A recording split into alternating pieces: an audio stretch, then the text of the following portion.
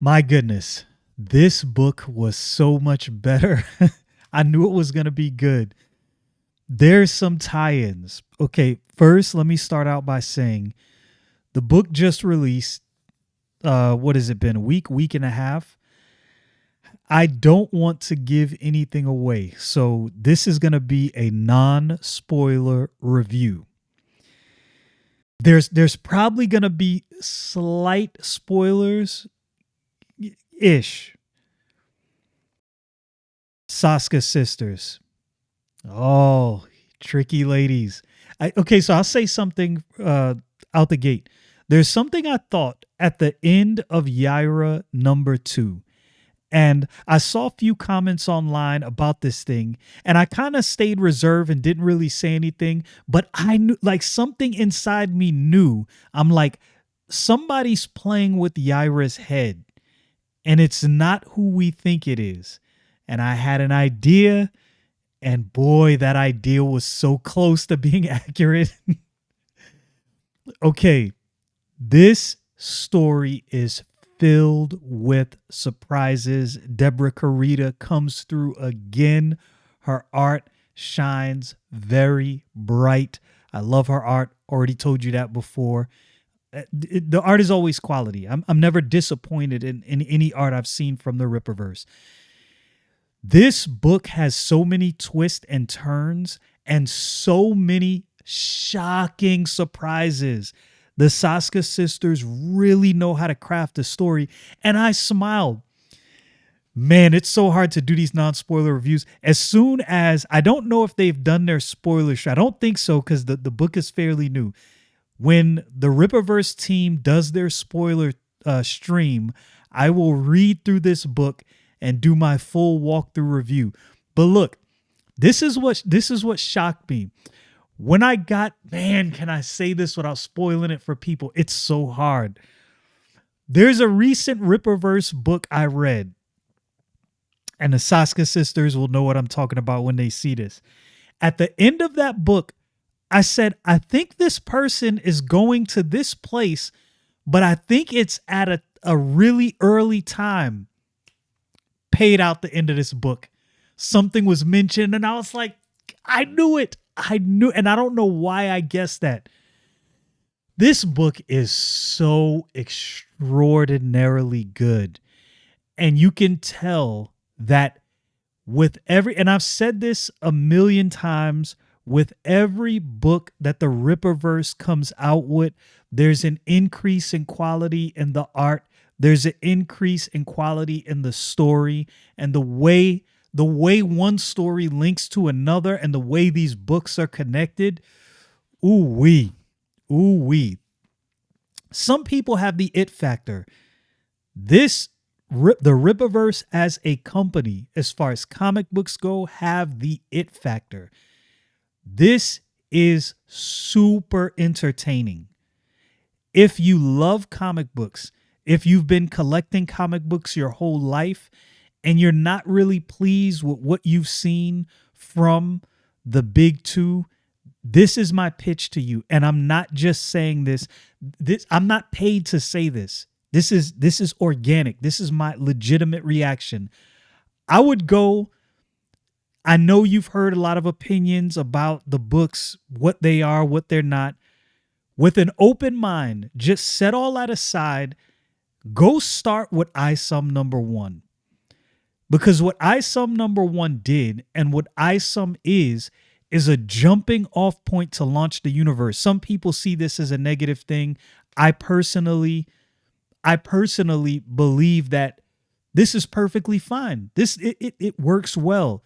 This book right here, man, oh man, I feel like this is the culmination of everything we've seen in Isom, Alphacore, and some other books that I don't want to mention because I don't want to say how they're linked to this just yet.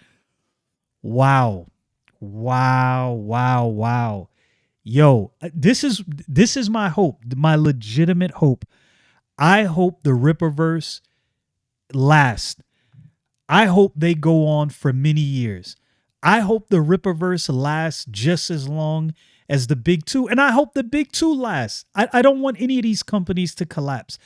But my hope is that this company will be around for generations to come, because these stories right here, if they keep and adhere to their code, their ethics, their code of ethics, and they keep these books just like this, man, I am here to tell you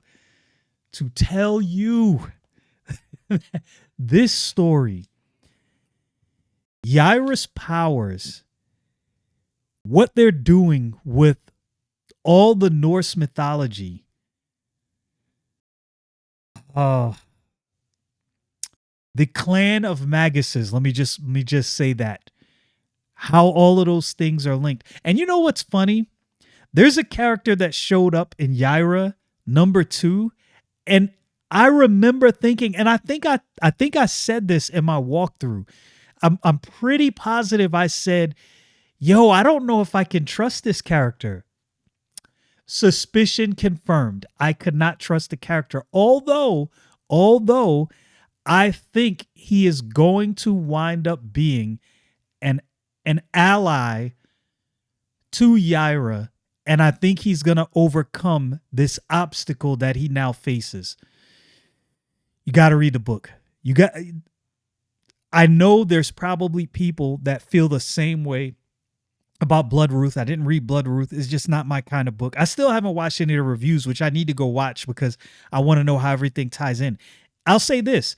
You can see where the Soska Sisters horror flick writing, and I think you guys directed horror flicks as well, right? Written and directed. I believe so. But anyway, you could see their horror flick influences and some of the things they wrote in Yaira, and I actually like it. And I'm not a horror flick guy. I am not a horror flick guy at all. The way they did it, it's such a light touch, but a necessary touch. Wow. Like I don't say this. This is not just hype. Hear me when I say this. This is a true reaction. I am blown away at this Yaira story.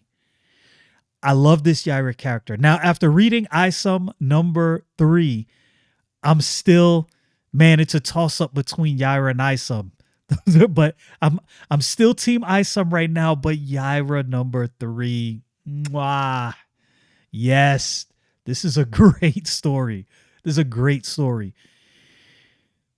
Yaira faces challenges that cause you to question the limits of her powers. Like, what are exactly the limits of her powers? And it really, what you see in Stefania is she is at the beginning stages of just understanding how all these powers work. Now, will she be as powerful as Yaira? Does it have any impact that she is a mix, a hybrid of human plus Yaira's kind? How is that going to affect the upper limits of her powers? Will she ever be as powerful as Yaira? Will her human side give her limitations, or will they offer some new aspects of these powers? This is something I cannot wait to explore. I really cannot wait to explore.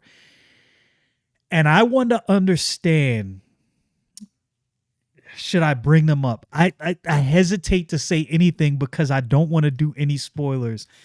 But there's one thing that I do kind of want to say, because I think this is, Yaira has done some deeds, man. Yeah, and this makes me question, what is Yaira doing exactly? Because Yaira seems to, for various different reasons, have double-crossed different people, and I don't understand exactly why. But I think her motives are good. I think out of everything we see going on, Yaira's motives are good.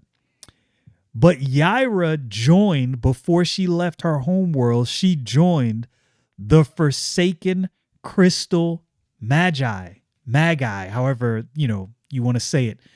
And this is who the Maguses are a part of, right? You have, okay, so there's going to be some light spoilers. There's different Maguses that show up in this book, and you kind of learn more about the dark sorcerers. And I'm like, yo, I like this. I like this. It offers such a good enemy. And what they're setting up as far as Yaira's big bad enemy is good. It is so good. It is so good that I'm wondering, all of these things happening in the Rippaverse, it's a bunch of different realms touching each other and a bunch of different realms impacting each other. And this is all culminating into some big feud. And I'm not quite sure I understand that big feud yet. And this kind of makes me, I really want to read Lillian Renashi and Michael Copper's books, because I think they're going to play much into this big feud that's coming. I know I'm 100% confident that Bloodruth's book plays into this as well, just because of the nature of her powers. I know enough about her to understand how I believe this plays in. This book is filled with action, a lot of action. The one thing I will say, of all the Rippaverse books, I would say Isom number 3 was filled with action. I would say The Horseman and Yaira probably has some of the most action out of any of the Rippaverse books thus far. Now, I haven't read The Great War of Separation 2 just yet. I have that as well. And I got to read Horseman and Rippazine number 4. So I still got some reading to do. Wow, this was so enjoyable. I cannot wait till the Rippaverse team does their spoiler stream so I can do my deep dive review. I typically wait a while, but as soon as they do that, I'm going to do my full walkthrough of this book, because so much happened. So much happened that was good payoffs of other things. Oh, man. I'm excited. If you could not tell, I'm genuinely excited about this book. This is a must read. This is a must read. Rarely do you get do you have a new company like this come about and they're able to generate legitimate excitement. Now, Eric didn't do all of this on his own, but he is the mastermind. You may not like it, but the dude has an it factor. I've said that before. I'll say it again. There's something about him. I don't know what it is. He's got it. Bro, you got the glow. He's whoever is, I don't know how many people have watched The Last Dragon. Bruce Leroy, when he gets the glow, Eric July's got the glow.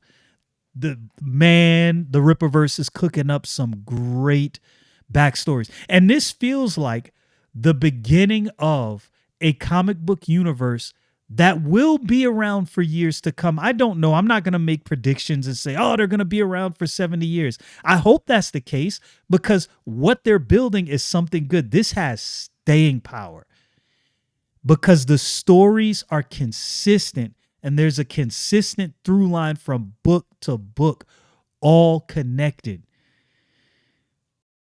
This is one of the best stories that I have read in a long time. People are going to disagree with that. People are going to have problems with that. I get it. You'll voice your disagreements in the comments. You always come. And I welcome that. I welcome your comments. I'm not mad at it at all.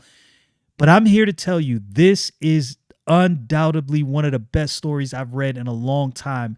Yaira is a force to be reckoned with. And the combination of Débora Carità's art and the Soska Sisters story is really making this book stand out amongst all the comic books I'm reading across all the different companies. This book is absolutely fire.